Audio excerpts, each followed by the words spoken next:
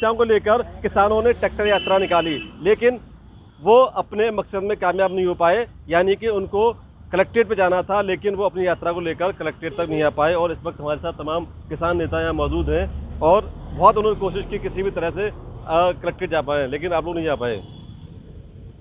दरअसल प्रशासन के अधिकारियों द्वारा ये थोड़ा कहा गया था कि चूँकि मेट्रो की वजह से रूट भी ख़राब था, तो हम लोगों ने कलाल खेरिया तक ही जाकर के अपनी तिरंगा यात्रा करके और तमाम यहाँ पे इस रमाडा पुल के नीचे, इस अंडरपास के नीचे, यहाँ सैकड़ों ट्रैक्टरों के साथ, सैकड़ों किसानों के साथ, यहाँ पे सभी अधिकारियों के साथ बैठक भी की कि सभी किसानों ने एक स्वर में। नहीं, वैसे जाने का प्लान कहाँ से था और कहाँ तक आपको जाना था? प्लान क्या था? दरअसल हमने ये घोषणा की थी कि हम रमाडा क्रॉसिंग से जाएंगे, चूँकि बार बार हम लोगों को घर में ही नज़रबंद कर दिया जाता था।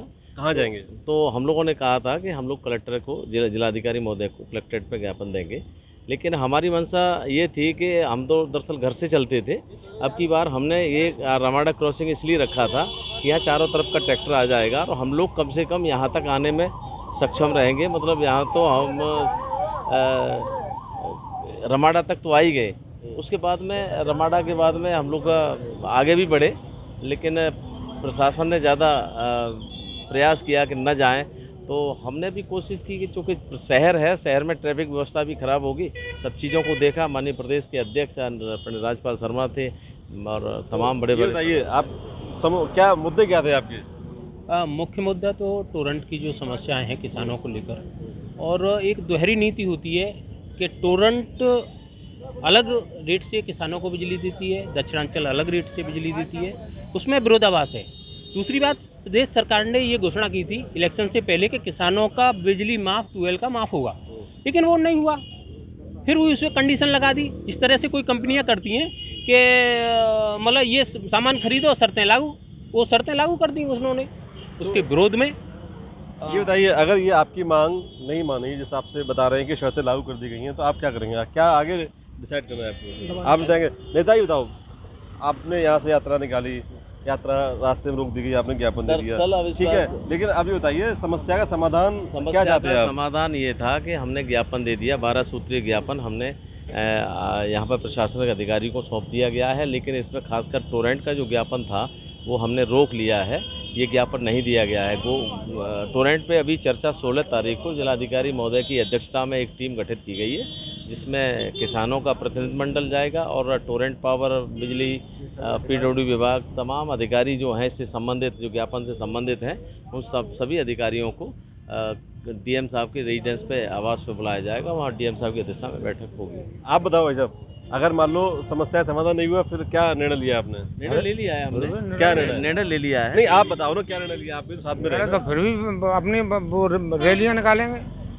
नहीं, आप बताओ। हाँ, ऐसा है कि अगर हमारी मांगें पूरी नहीं हुई तो फिर हम जैसे दिल्ली बॉर्डर पे धरना दिया था 13 महीने 14 महीने, तो इसी तरीका से फिर हम धरना देना शुरू करेंगे किसान यूनियन। इसमें भी माननीय कब क्या टिकैत साहब से क्या बात? टिकैत साहब से वार्ता हो गई है, इन मांगों पे ज़्यादा ध्यान नहीं दिया गया। तो रहनकला टोल को हम 21 जैसे अभी डेट डिसाइड हो जाएगी, चूँकि अब 16 तारीख डेट तो हमारी डीएम साहब के साथ है, अभी तो कैसे कह सकते हैं कि हमारी मांगें नहीं मानी जाएंगी। लेकिन जब जिलाधिकारी महोदय की यहाँ वार्ता ठीक नहीं हुई, सफल नहीं हुई, तो हम जो है यहाँ पर रहनकला टोल पर जो टोल है, टोल प्लाजा है, उसको घेर करके अनिश्चितकालीन धरने पे बैठ जाएंगे। तमाम बड़े अधिकारी भी रहेंगे और उसके बाद में टिकैत साहब भी यहाँ कम से कम 10-20 हज़ार की एक बड़ी महापंचायत फिर दोबारा होगी। आप बताओ दादा, आप आ गए? अच्छा, इन्हीं से बात करें। आप और कौन बोलेंगे? ये बताइए, क्या मेन मुद्दा क्या था, क्या समस्या थी आपकी जिसको लेकर आप प्रदर्शन हुआ?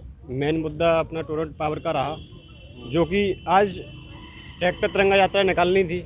प्रशासन ने हमें कौन सी मतलब टोरेंट बिजली वाली हो गई, दूसरी क्या थी? टोरेंट का मामला ये था कि जो ट्यूबवेल का बिल है, जो शहरीकरण से बिल लिया जा रहा है, जबकि पहले तय हुआ था कि जो ग्रामीण क्षेत्र के हिसाब से जो 2350 रुपये जो ग्रामीण का टैरिफ से ले रहे हैं, उस हिसाब से लेना था। पर लेकिन टोरेंट अपने 6 रुपये 6.5 रुपये पर यूनिट के हिसाब से किसानों के ट्यूबवेल से बिल वसूला जा रहा है। एक एक किसान पर 47 लाख रुपए, किसी पे 20 लाख रुपए।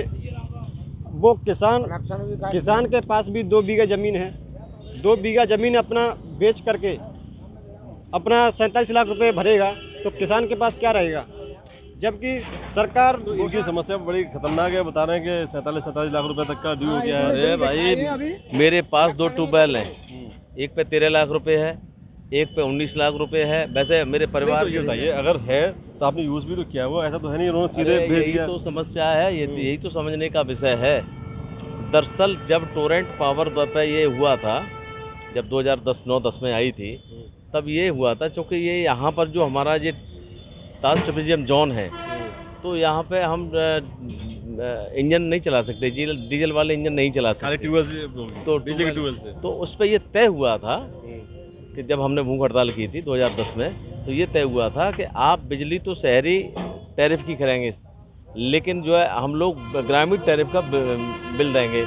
तो ये सरकार अपने आप को मुकर गई, और ख़ास करके ये हमसे लेती भी रही, ग्रामीण टैरिफ में हमसे ले रही है बिल, वो बिल हमारा भरा हुआ है, लेकिन शहर का जो है कॉमर्शियल जो बिल है वो 6.5 रुपये पर यूनिट है, और जो गांव का है वो 2.25 रुपये यूनिट है। और तय यही हुआ था कि इस क्षेत्र का जो है टोरेंट क्षेत्र का जो किसान है वो शहरी बिजली तो प्रयोग करेगा, लेकिन बिल जो है गांव वाले गांव रेट पर वाले देगा। ग्रामीण तो अब क्या टैरिफ से ही दिक्कत, तो देंगे। अब बिल कैसे ज्यादा हो गया? अरे भाई तो वो बिल का लगा तो दिया उन्होंने, अच्छा, पुराना जोड़ दिए सब पूरा। पुराना जोड़ तो दिया है, मतलब आपकी जो मांग थी वो नहीं मानी गई ना। वो कहाँ मानी गई है भाई? यही तो है कॉमर्शियल जो कोल्ड स्टोर पे है और तमाम बड़े बड़े उद्योगों पे जो चलता है ना, वो कॉमर्शियल जो बिल है वो किसानों पे थोप दिया। हर महीने किसानों पे 10,000 से लेके 25,000 रुपये महीने बिल आ रहा है। आपका डिसाइड पहले हुआ था, वो डिसाइड जो है आज वो मानने को तैयार नहीं है, और पुराना लगा के सब भेज दिया आपको बस। अरे भाई जब 3-4 हज़ार 500-600 करोड़ रुपया सरकार अब उसका टोरेंट का हम लोगों के ऊपर ड्यू है, तो भाई बढ़िया मज़ेदारी जो है वो तो चाहेगी, कब चाहेगी कि वो यहाँ का जो बिल है वो समझौता हो। क्या भाई साहब, आपको लग रहा है कि समस्या का समाधान हो जाएगा? अरे होगा, देखो समस्या का समाधान तो होना चाहिए, बिल्कुल होना चाहिए, और नहीं तो हम धरने पे बैठ जाएंगे। तो तो टोरेंट की दीवारें टूटेंगी। मतलब सबसे बड़ी समस्या टोरेंट पावर है। टोरेंट पावर है, और पीडब्ल्यूडी के अधिकारियों से और सब जितनी मांग है जो ज्ञापन दिया है वो नहीं मानी, तो हम अनिश्चितकालीन धरने पे बैठेंगे। हाँ, क्या कर रहे हैं आप? एडीए ने किसानों की खेती छीड़ ली, पैसा दिया नहीं, खेती भी कर नहीं पा रहे। तो कितनी समस्या है टोटल आपकी? किसानों की निजी समस्या है, किसानों की। आज जो आपने ज्ञापन दिया, कितनी समस्या को लेकर? अरे किसानों के ऊपर तो अत्याचार ही अत्याचार है साहब। नहीं, आप मतलब कितनी आज जो समस्याएं थी, कितने? किसान से कहाँ नहीं छूटा है? मेरी मैं बात ये कह रहा सुनिए, हूँ, ये बात- आज जो मैं- आपने हम ये कह आज रहे- जो प्रोटेस्ट किया आपने, आज पूरा यात्रा निकाली, कितनी समस्याएं थी जो आपने शो की उसमें? देखिए मुख्य रूप से टोरेंट एडीए जो रैनकला वाली ज़मीन को लेकर अभी किसी किसानों को ज़मीन खतौनी से काट दिए गए, पैसा नहीं दिया गया। ये कोई नियम है कि बेचारे का बच्चे शादी से रह जा रहे हैं? अगर लोन लेता किसान क्रेडिट कार्ड किसी से लेता तो उससे वो भी नहीं ले पा रहा। तो ये कहाँ का नियम है? जब पहले धरना हुआ था 7-8 महीने पहले, टिकैत साहब आए थे, तब ये घोषणा योगी जी ने 3-4 दिन पहले आके करी थी, बाद में आके करी थी कि माने कि या तो किसानों को ज़मीन वापस करी जाए या उनको मुआवजा दिया जाए, लेकिन वो कोई सुनने को तैयार नहीं। मुआवजा की समस्या है, बिजली की समस्या है, सड़क की समस्या है, क्या? किसानों से समस्या है, किसानों की किसान समस्या हर है। जगह पीड़ित है। तो ये बता रहे हैं किसानों की तमाम समस्या हैं, और उन्हीं समस्याओं को लेकर आज उन्होंने प्रोटेस्ट किया था। हालांकि उनकी जो शिकायत थी प्रशासन ने ले ली है, लेकिन समस्या कब तक इनकी समाधान हो पाएगा ये बता पाना मुश्किल है। लेकिन हाँ, किसानों की समस्याएं बरकरार बनी हुई हैं।